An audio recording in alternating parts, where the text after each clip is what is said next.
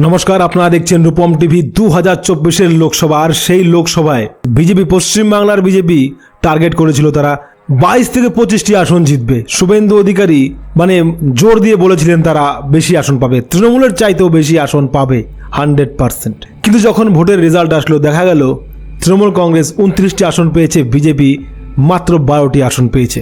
এমন কেন হলো? পশ্চিমবাংলার আপনি কানায় কানায় যাবেন, যেখানে যাবেন, যে কোনো জেলায় যাবেন, সেখানে উত্তর পাবেন এবার তৃণমূল কংগ্রেস হারছে। তাহলে এরকমটা হলো কেন? সাধারণ মানুষের প্রশ্ন। শুভেন্দু অধিকারী এর একটা উত্তর দিয়ে দিলেন।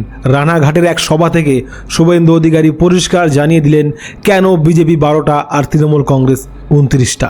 শুভেন্দু অধিকারীর কথা মতো পশ্চিমবাংলার বুকে যে 35% মুসলিম মাইনরিটি ভোট রয়েছে, এই ভোটগুলোর মধ্যে 100-র মধ্যে 95টি ভোট পেয়েছে তৃণমূল কংগ্রেস।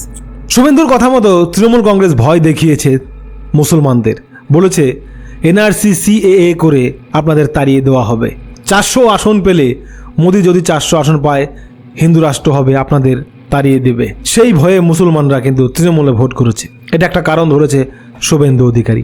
আরেকটি কারণ আপনাদের জানিয়ে রাখি, শুভেন্দু অধিকারী বলছে পশ্চিমবাংলার বুকে তৃণমূল কংগ্রেস কাউন্টিং গণনার সময় খেলা দেখিয়েছে, গণনার সময় চুরি করে জিতেছে। তা না হলে অভিষেক ব্যানার্জি 7 লক্ষ ভোটে জেতে কি করে? শুভেন্দুর পরিষ্কার বক্তব্য, এখানে কাউন্টিং এজেন্টদের হাতে করে নিয়ে, অফিসারদের হাতে করে নিয়ে জিতেছে তৃণমূল কংগ্রেস। 2021 সাল থেকেই তৃণমূল কংগ্রেস এই কাণ্ডটা করছে, যদিও বিজেপি অনেক বুঝে সুঝেও সেটা থামাতে পারেনি, এটা ব্যর্থতা। তবে এটা ঠিক মুসলমানদের জন্য এবং গণনায় কারচুপির জন্য বিজেপি হেরেছে এবার। খবর ভালো লাগলে সাবস্ক্রাইব, লাইক, শেয়ার করবেন। জয় হিন্দ।